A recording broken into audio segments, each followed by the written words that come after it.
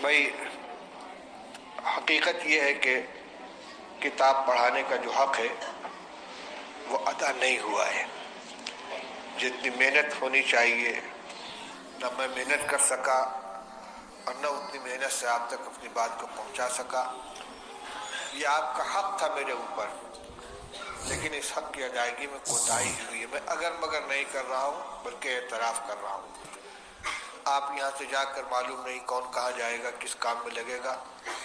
اس لیے درس و تدریس کے سلسلے میں یا معاملات کے سلسلے میں چونکہ مجھ سے متعلق انتظام بھی ہے، اس لیے ممکن ہے کہ فیصلوں میں اور انتظام کے سلسلے میں کچھ حق تلفی ہوئی، آپ کے ساتھ زیادتی ہوئی ہے. عمر کے آخری مرحلے میں چل رہا ہوں، معلوم نہیں اگلے سال بھی یہاں بیٹھنا نصیب ہوگا کہ نہیں ہوگا. اللہ تعالیٰ اس خدمت کو قبول فرما لے. لیکن آپ لوگوں کی حق تلفی جو ہوئی ہے، جس میں کوتاہی ہوئی ہے، اس کو اللہ کے واسطے یہی سے معاف کر کے اٹھے. دل میں کسی طرح کی ناراضگی یا کدورت لے کر نہ جائیں، اور دعا بھی فرمائیں کہ اللہ تعالیٰ اخلاص کے ساتھ زندگی کے آخری لمحے تک اس خدمت سے وابستہ رکھے، اور آپ حضرات کو بھی اللہ تعالیٰ اپنے دین کی خدمت کے لیے قبول فرمائے.